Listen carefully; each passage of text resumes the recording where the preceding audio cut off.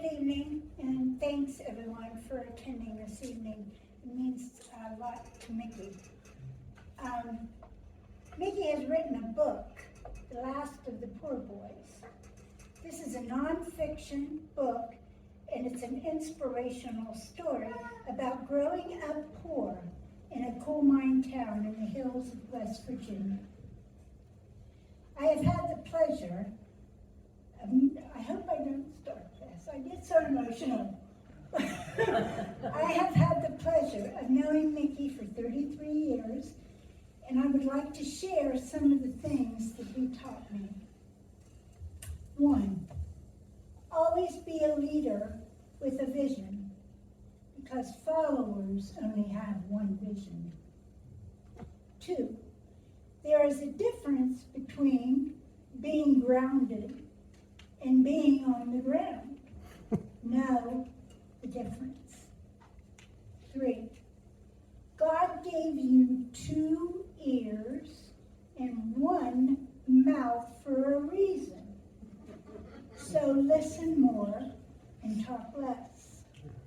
4, keep reaching for the stars, for that is the key that will unlock your dreams. 5, know your successful competition and know what your competition is up to, and you do it first.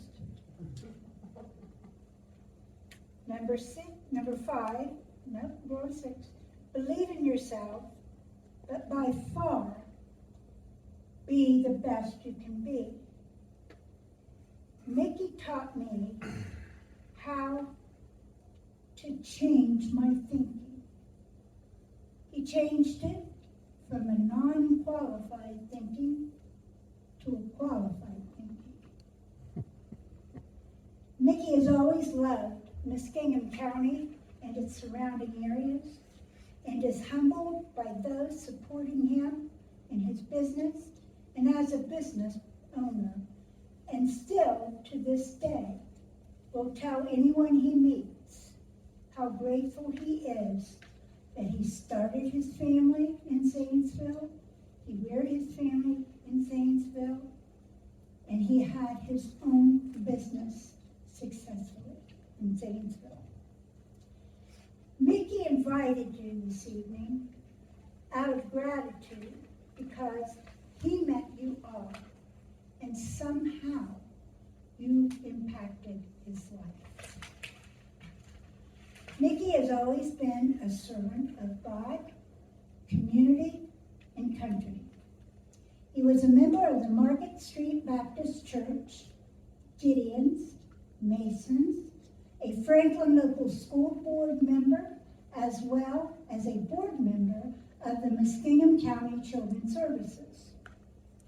He actively supported the Ohio Farm Bureau Federation, where he was an advocate for Muskingum, Morgan, and Perry County areas.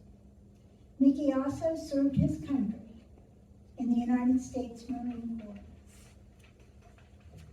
Mickey has always been a firm believer of having a good education. The one thing that he always said, that once you got, no one could take it from you.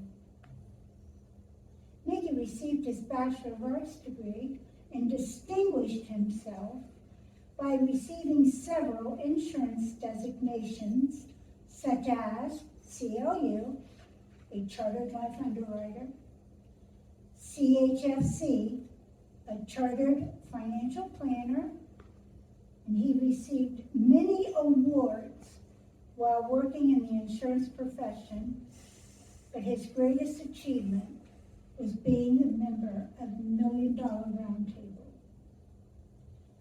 The $1 Million Roundtable is a select group of insurance agents that are awarded for their best practices and ethics by helping people understand life and financial products.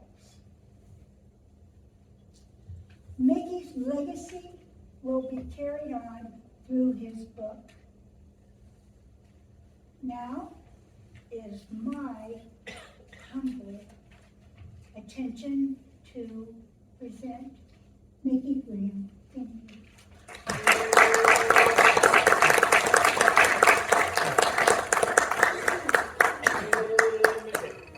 Thank you, Linda. I am not running for political office right now. I have got so many things I want to tell you, and I'm telling you, it is so good to see you people.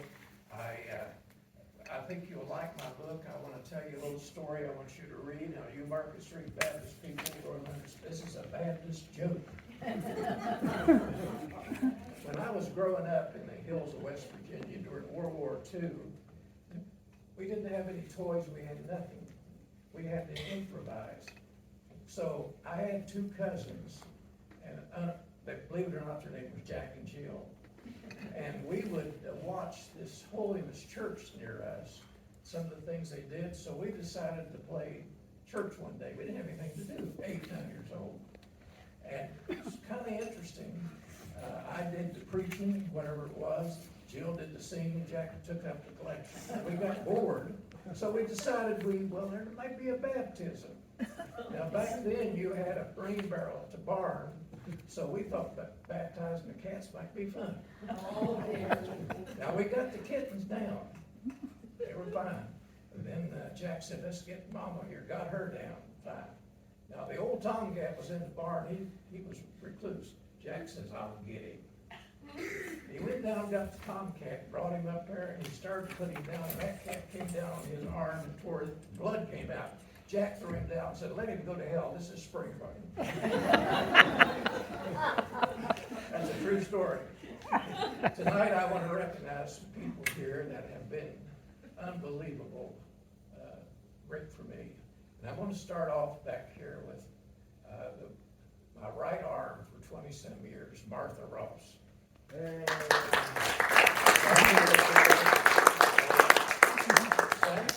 Well, you have something for Martha tonight. And I want to say something now. Martha, can I tell this? I'm going to anyway. Was it Saturday? Martha turned 92. So let's sing happy birthday to Martha here. Happy birthday to you. Happy birthday to you. Happy birthday, dear Martha. Happy birthday to you. John Williams said one time at Market Street Baptist Church, everybody was welcome to sing in the choir but me. He made a public announcement, said everybody but me. So I wanted you all to sing. Now another person that was Martha was my right arm, and I think maybe another person was a left leg anyway, Linda Sawyers. Linda? Stand up, Linda. Good shot. Oh.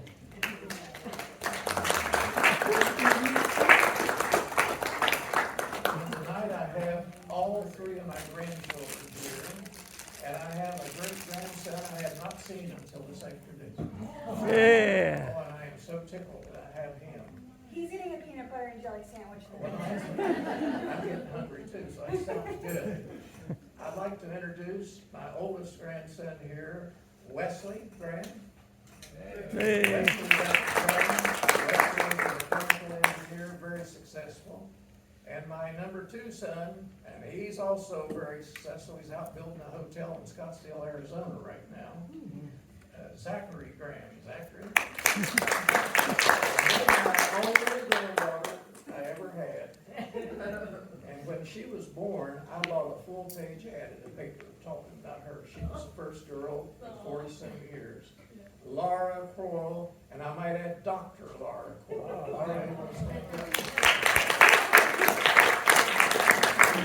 Believe it or not, Laura is a professor of mathematics. How that ever happened, I don't know. At Baldwin Wallace That's College right. up near Cleveland.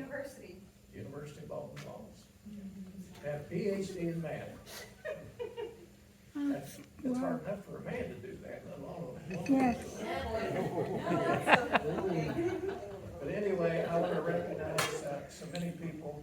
There's people here from Kroger I worked with. The best friend I ever had in my life, Dana Bates over there. He was my brother. There's a man back here, I think I know who he is. Built my house, is that right? Few years ago. A few years ago, Don Jordan, Bill James, and I tell you, Carol Bryan worked with Kroger. That young man beside you, Bill, what's his name? Dwight. Dwight, yeah, Dwight. Dwight Davis, yeah. All great people. We didn't get any flowers. You're not female. I hope not, anyway. Anyway, I want to introduce here, Gary Gower. Where is Gary? Right there. Gary's a special friend of mine. He drove me up here from West Virginia. Gary is also a veteran. Gary did something that really touched my heart. When the Ukraine war broke out, Gary paid his own way. He went over to Poland and he helped those people get out, helped his old people get across the border. Gary, you're a real man. Yes. I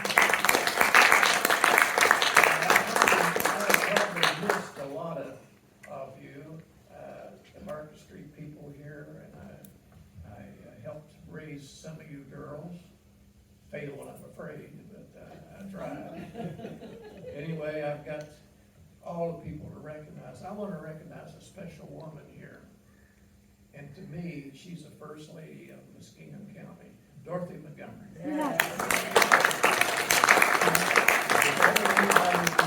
Called the First Lady, she's in. Yep. Dorothy has not slowed down 1 inch.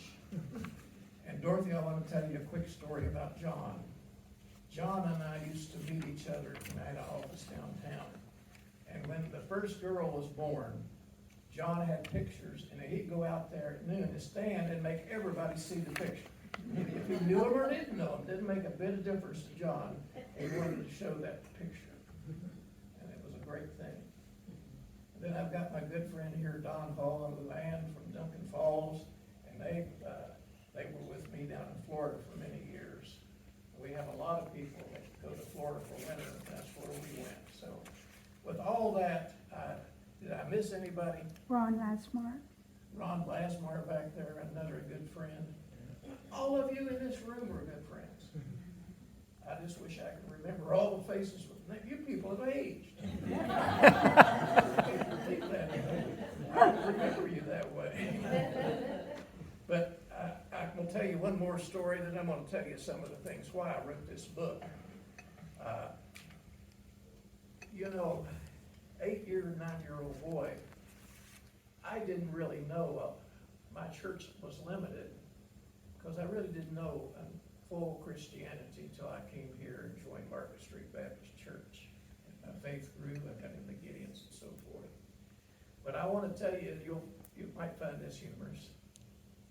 I didn't know what the word hell meant.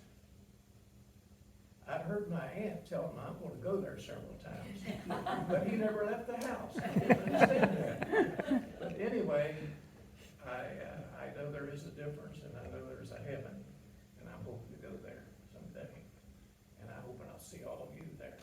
And I know a lot of you are very dedicated Christians, and that's great. I want to tell you a little bit about why I wrote the book. And I want to have time just to talk to you people. I wrote the book because 2 reasons. Number one, I wanted my grandchildren to have a little family history. You'll find some there.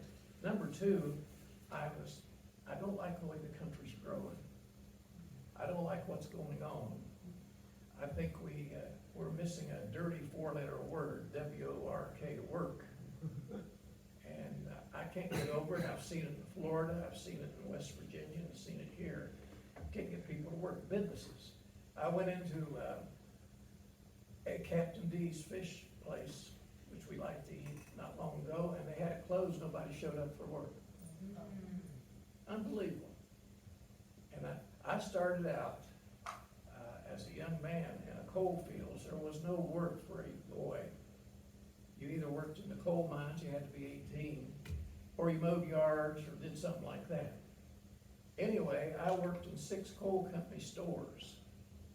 as a kid, because my dad was a store manager, and we moved, and I would do all the dirty work, things that nobody else wanted to do, like working the pop bottles, cleaning the ashes out, taking the trash out. And they'd give me a bar of candy or a bottle of pop. So today I hear about these people, and I talk to young people, well, I'm not gonna work, they only pay minimum wage. You know what I tell them? Are you gonna do minimum work? I guarantee you, if you do more than minimum work, somebody's gonna not recognize you, and you're gonna go up the ladder. And this thing of not wanting to work, playing video games, well, I tell you, my dad wouldn't let me get away with that. If I ever said I was bored, look out. I'd have so much work to do, I couldn't get it done. But anyway, I've tried to raise my son that way, and I'm so proud of my grandchildren. They're all very responsible. And I wanted to tell you something else I didn't know till I started on this book. I did this Ancestry.com. You heard of that organization? Anyway, I found out my great-grandfather, several people back, was a spy for George Washington at Valley Forge in the Revolutionary War. I didn't know that. And he spoke German, so they used him to spy on the Hessian troops. I'd never have known that if I hadn't written this book. And anyway, you'll find interesting stories about him. And I had to get out of the coal fields. I started to work at 16 in the coal fields. And I got 50 cents an hour working in the coal company store. And if you were scheduled for 4 hours, you worked till the job's done, and maybe you worked 6 and got paid for 4. We have some more newcomers here. Telling you, I am so tickled that all of you have come out.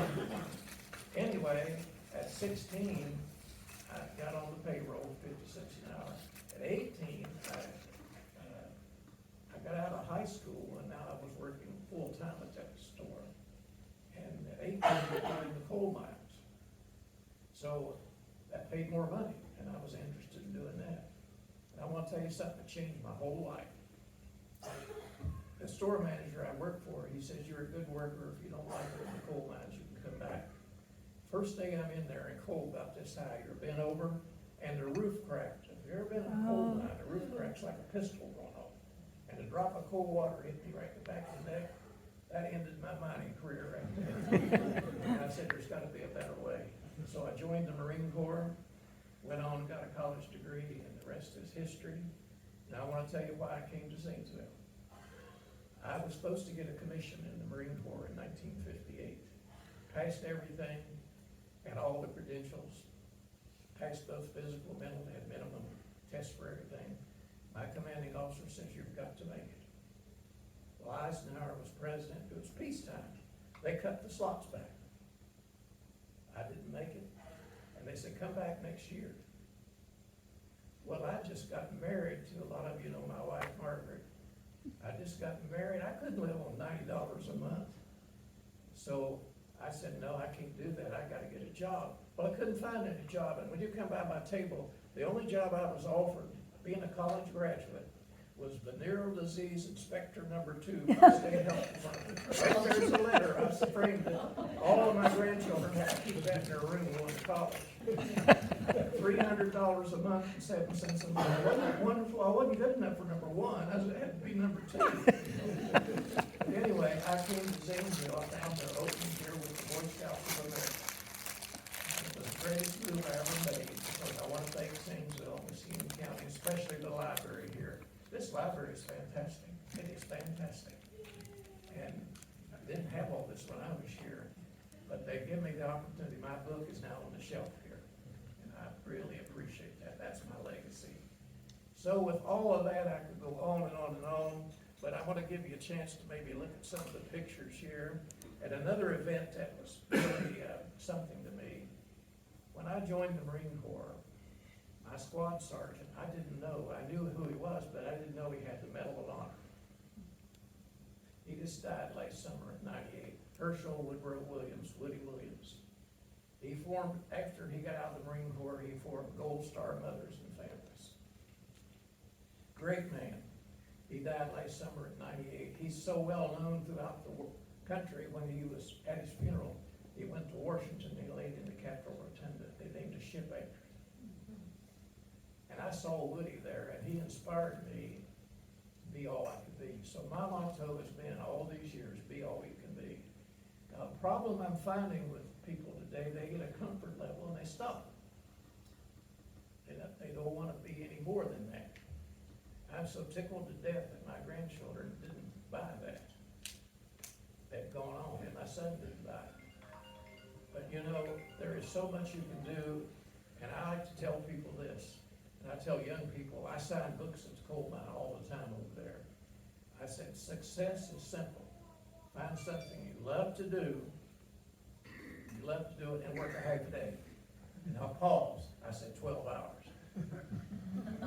There's no such thing as 8-hour super success. You can't do it, can you, Ronnie? No. Can't do it. And I want to mention some of the pioneers in this county that I had the great honor of knowing Ronnie's dad, Ray Thomas, look what he did for this community. I had the great honor of Dave Longaberger, what he did, Jack Downing. There's so many people that were role models for me. So I came back here tonight to tell you, I thank you. And what you've done for me, Zanesville, Muskingum County gave me an opportunity to be all I can be. And I'm not through, I'm only 89, I'm gonna do a lot more things before it's all over with. Well, I hope so anyway. I had planned, I only had 2 things left on my bucket list. And unfortunately, I'm probably never gonna do them. I was gonna do skydive. I took the training down in Florida, was ready to do it. And Margaret turned it for the worst, and I couldn't do it. Then I was gonna do a hot air balloon, and they canceled it on me because of the weather. I've done whitewater rafting, I've been in all 50 states, I've been all over Canada, Mexico, down in South America, all the islands, been to Hawaii 4 times. I've worn out 6 motorhomes. And I've done it, and it's been a great life. And I don't have any regrets, because I feel that I've had the best life a man could have. And why I'm still living, I don't know. At 89, I've outlived both sides of the family, but I'm gonna keep going. And I thank you again for coming out. I'll be glad to answer any questions you have, but I do want you to see some of my exhibits here. I had the great honor to meet Harry Truman's best friend. He was the mayor of Kansas City, Missouri, H. Roe Bartle. He brought the Kansas City Chiefs to Kansas City. They're not named after an Indian tribe. Did you know that? They're named after him. He was big chief, 6'5", 450 pounds. He barely fit through the door, but a great man. He helped me get through college. And in my book, I tell about some of Harry Truman's things that you won't believe. In my book, you will find out how Harry Truman made a decision to drop the atomic bomb in World War II. It startled me when I found that. Harry Truman did what Harry wanted to do. And I didn't like him in high school. He almost got me in Korea. But I'll tell you one thing, he was his own man. He was only his man. Tell you just one little snippet from that story. Harry Truman, whether you knew it or not, loved to raise roses. And at the White House, he took over the rose garden. And he wanted it done just his way. And the roses were beautiful. So one day there was a foreign dignitary and his wife taking a tour of the rose garden with Harry and Bess and daughter Margaret. So this lady remarked, "Mr. President, how do you get such beautiful roses?" He said, "You gotta put a lot of horse manure in them." So that night back at the Capitol, Margaret said, "Better, can't you get Daddy to say manure?" So it took me 40 years to get him to say manure. So there's a lot of humorous stories about him in there I think you'll enjoy. I could go on and talk here, that we've got to be out of here. I think what time is it now? Just now 6, you got a half hour. Oh, we got a half hour, well, good deal. But I wanted to just relate, I had the great honor to tour with the Blue Angels in 1957, the famous Navy jet flying teams. I met them. I've met so many great people, and I learned from them. I met Mickey Rooney. I've met Willard Scott. Remember Willard Scott, the old Yeah. Willard Scott was one of the finest men I ever met in my life. He told me some funny stories. And I got to meet Roger Staubach. I got to meet, right here in Zanesville, a native Ohio, Archie Griffin came. How many of you remember at Market Street Baptist Church when Archie Griffin came down there? I got to introduce Archie, got an autographed football, and somebody conned me out of that autographed football. But, and I got to meet Mike Krzyzewski, the coach of the Duke Blue Devils. And I asked him when I first met him, this was years ago, he just won the national championship, and I was in Hawaii speaking. And I said, Coach, what kind of pressure is there on that final game?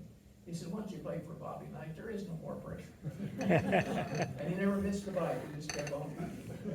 Then Lou Holtz, there's another one for you. And I got to meet him, had dinner with Lou, and I said, he was rumored to go to Alabama when Bear Bryant died. I said, how come you didn't go to Alabama? He turns his head and talks. He said, they can't spell football down there.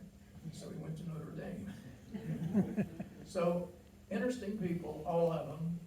And I've met, probably the two most famous people I've ever met were the Rice twins. Anybody remember Johnny Carson? I know some of you old codgers remember him. Anyway, Johnny Carson used to have these two. They were dwarfs, the famous Rice dwarfs, 28 inches tall. Remember that? Yep.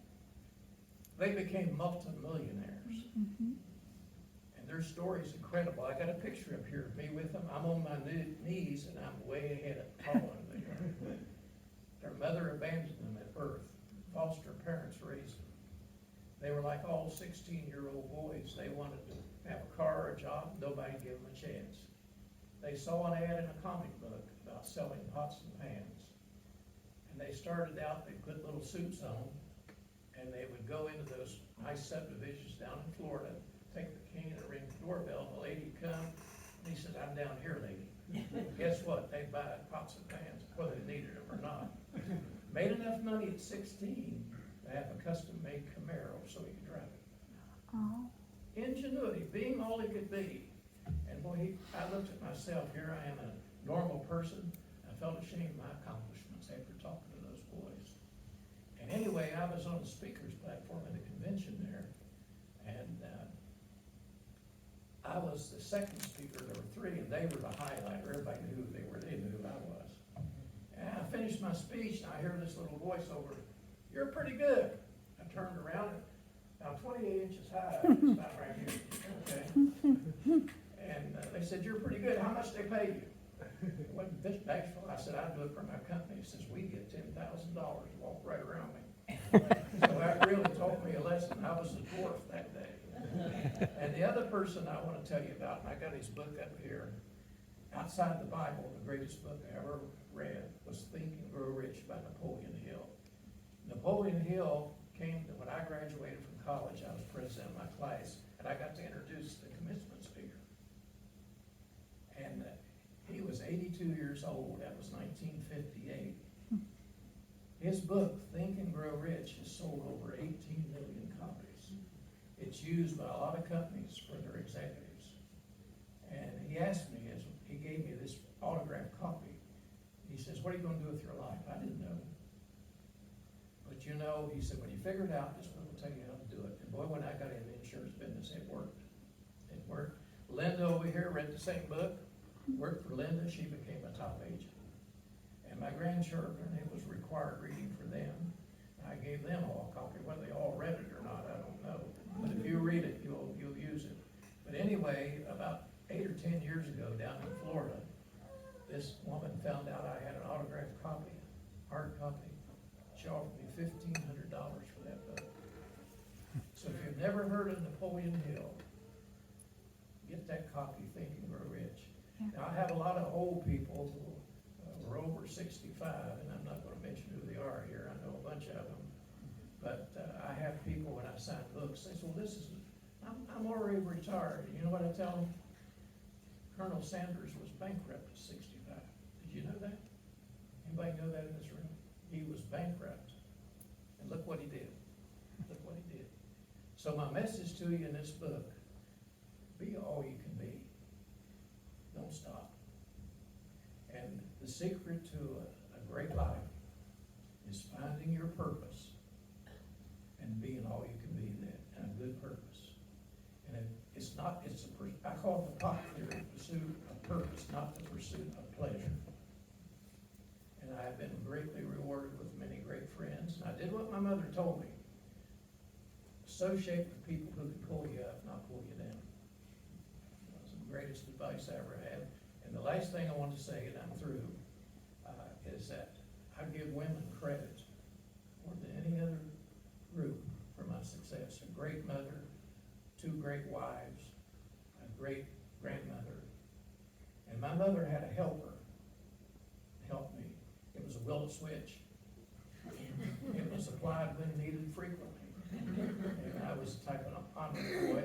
And when you read my book, they talk about a boy that hit a black snake in a girl's toilet. And it was one of those one-room schools where the toilets were on one side of the hill and the other. I don't know why a boy would do that, but I found out why the paddle was there hanging on the desk. And, in 1939, I started first grade. And out in the country, all 8 grades were in one room.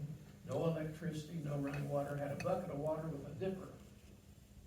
Everybody used the same dipper, nobody got sick. And I thought it was kind of funny to catch that black snake put in the girl's toilet, but it wasn't too funny after that. Back then, if you got a pat on in school, guess what? Somebody'd run home and tell her, and you got another one at home.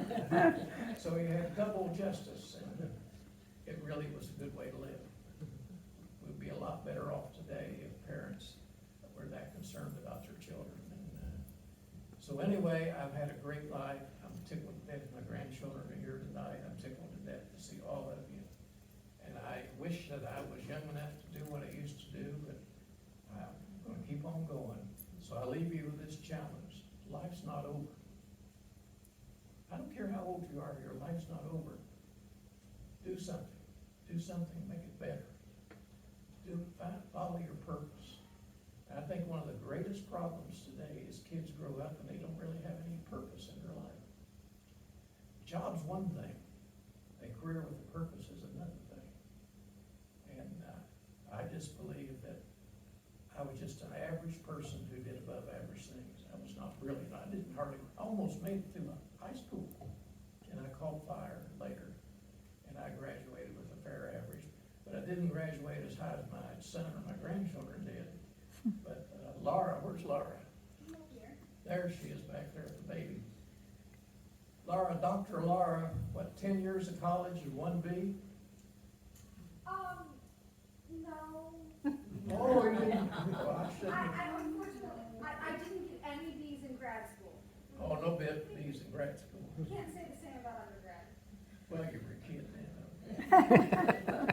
But anyway, I've talked long enough. I'd be glad to take some questions. And I want you to come down and look at all these. My books are here. I don't keep any of the royalties. I donate them. I just sent a check. Should have gone out $300 and some to Tunnels to Towers to honor our veterans who've been killed. And I wanted to be a Marine officer. It didn't work out. Probably the best thing, because I'd have been a first lieutenant when in the Marine Corps and Infantry Company when Vietnam started, you know, where they would have been. So I'm blessed in that way. So anybody got any questions? I think I've talked enough. Dorothy Montgomery, you're now the First Lady of Muskingum County, and I want everybody here to know that. Yes, you are. Yes, you are. I still hear about you. I heard about you down in Florida, all the things you do. He said he heard about you all the way down Florida. Dorothy, I won't tell you her age, but she already knows it anyway. But anyway, we need people like Dorothy. We need people like a lot of you here. There's been a good example. And I look at the Thomases. I look at Ray Thomas and his family. Look at the influence you've had here in this county. And I'll tell you one little story, and I get to talking, I can't stop. Years ago, when Dave Longaberger was getting his basket business started, we used to go up there to Dresden sometimes late to grab a sandwich in his restaurant. Went in there one night about 9 o'clock. Here comes Dave Longaberger in, and had a wainscoat on him. He was taking his finger going across that, and he found dust. Oh my gosh. He went back in that kitchen, and you could hear it all the way out there. I guarantee you they cleaned it out. He had a purpose in life. Who would ever thought you could make baskets and achieve what Dave Longaberger did? He believed in that was his purpose. That was his purpose.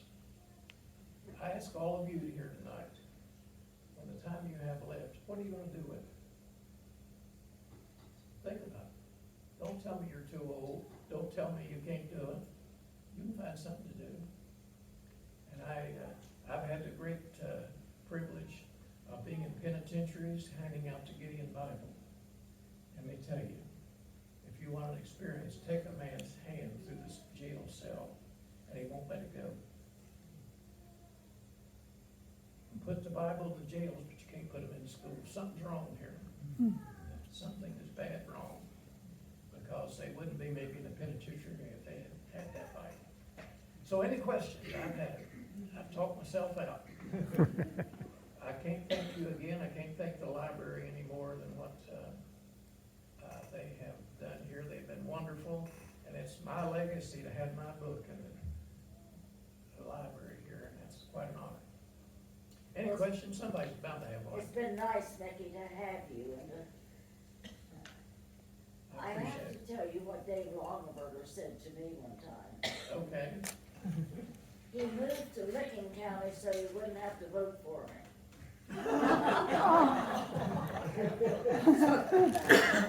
But I think I am second oldest.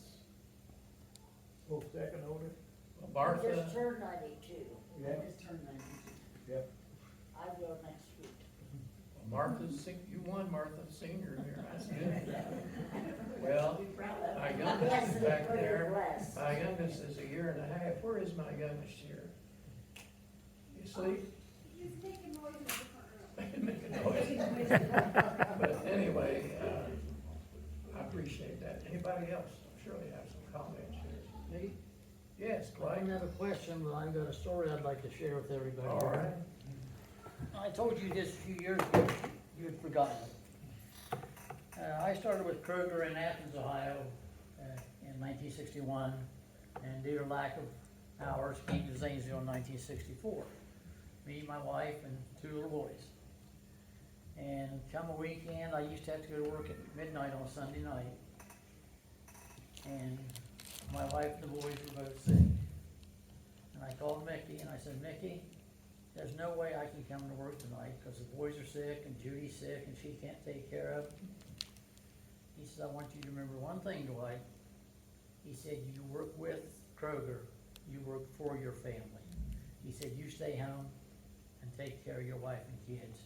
And as I moved up the ladder a little bit and became a supervisor, someone would say, hey, Dwight, I can't come to work tonight. They go, I think, well, there are reasons that people call off. And that helped me all through my years as a supervisor. Bless you, Mickey. Well, family does come first, doesn't it? Anybody else? I'll just tell one story real quick. All right. Can we do it mixed company? Yeah, we All can. right. Senior grandson. So I started my first job, well, I got a job in the recession, basically. It was pretty hard to find work. I had to do landscaping for a while before I got a job. Anyways, I did work for about oh, thank you. Test. So I worked for about a few years, and my boss offered me a job to move into sales. And I really like designing machines and doing design work. I was really passionate about design. I wasn't sure if I wanted to do it. I talked to my grandpa to get some advice to see if I should go into sales, and he told me that if you go into sales, you're only limited by how hard you work. The harder you work, the more you can do, the more successful you can be. So I decided to take this job in sales, even though I wasn't quite certain, and I had a sales goal. I was supposed to sell $3 million worth of equipment by my 3rd year, and by the end of my 1st year, I just remember what my grandpa said, and the story about you only have to work half a day, 12 hours, so I put in major hours, so like 70, 80 hours a week, and when you know, at the end of my 1st year, I ended up getting my 3-year sales goal. And then, so that was when I first started, had to sell 3 million. Well, I think about 2 years ago, ended up selling about 57 million since from how I was supposed to start. So I have to thank my grandpa because he really instilled in me the work ethic that if you work and you try, that you can do more. And I think if it weren't for him, I might not have made that decision, and I think it was a really good decision for me. Thank you, thank you. Wesley's a mechanical engineer, and he is, I understand you did a little work for John Deere, didn't you? Oh, yeah. Made a robot that, by the way, I didn't tell you this, both of my grandsons graduated from Ohio University. Zach here has his master's from Ohio State in the Fisher School of Business. Laura back there went to Miami University. Yay. Yeah, there you are. And she has her master's and doctor's from the University of Kentucky. So Suzanne back there was, that's her master's from born and raised Kentucky. Anybody else? I'm enjoying this. Yes. Something I just have to say, and Mickey, I think the reason you were engaged on Mickey is you were a nationwide insurance agent. You may not even remember me, Irv Bell. Oh, I know Irv Bell. Anyhow, I was, this Board of is, directors of Nationwide. well, yeah, I used to be. I'm getting old too. But anyhow, back in my before I was on the Nationwide board, I was president of Ohio Farm Bureau and CEO of Nationwide. I don't know how all this happened, but we were having, and I hope it doesn't offend anybody, but a little bit of, there was some angst relative to my agent. And so all of a sudden, Mickey became our agent. And I was in Mickey's office one day, and I said, Mickey, I really appreciate you're doing this. He said, doing what? I said, well, I assumed that you requested my book of business. He said, no, I didn't. And I didn't request it, but the CEO thought enough of Mickey Graham that our insurance was transferred to Mickey's agent. Thank you. I might add that, probably never told anybody this, I ended up with the biggest insurance agency in the United States with Nationwide. I think when I retired, they split my agency 3 ways. I had over 7,000 accounts, and I started out with nothing. I did one simple thing. I followed this all my career. What's best for my client first, company second, me third. And when you put the commission first, you're gonna fail. So I did what was right, and sometimes it was a struggle. I was probably 5 years before I could really see what work was gonna go. But especially when you come into town where nobody knows you really. And, so there wasn't any growth in the county. I had to do a better job than my fellow agents to get the business. Thank you, Eric. Anyone else? I'm enjoying this. What's your name? I gotta talk if I can. Not Linda. I can't believe Linda's got to talk. Anybody knows Linda knows how difficult it is. You know, over the years that I've known Mickey, I have, he doesn't understand that his insults to me are compliments. And, when I first talked to Mickey about working, I had a dream. I always had a dream of having my own insurance agency. I loved insurance and got to work 3 years with him before I actually got my own agency because of him. And he taught me more about self-esteem than anyone I've ever met in my life. And I needed that because he believed in me more than I believed in myself. If everyone in their lifetime does not have a Mickey, you've really missed out on something. Well, I want to give you some time to come down and look at some of the exhibits. Anyone else? Books are for sale. I donate to royalties, and I've got them autographed for you. So why don't you just come down, and I'll be glad to talk to all those of you that have it, and I want to thank you again. One more, Mickey. Mickey, the 3 things you just mentioned, client, company, and commission. Judy and I have been married about 2 years, and an agent from New York Life Insurance came by. We're young and dumb, we don't know anything. And he sells us $150,000 for insurance policy back in 1961. Too much.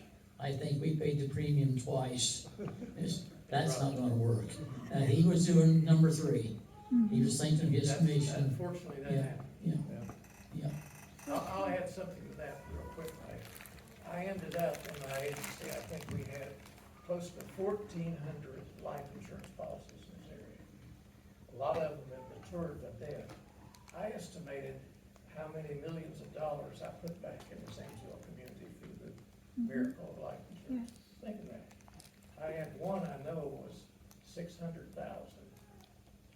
And look at the dreams that their beneficiaries had, and that to me was the object of selling it. And I didn't sell it to make money, I sold it to create money that I'm supposed to need.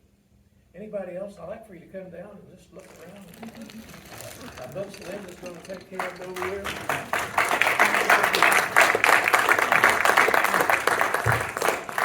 got a lot of pictures, a lot of things I'd like to show you. Cookies, water. Mickey, tell them to And we got cookies and water for you.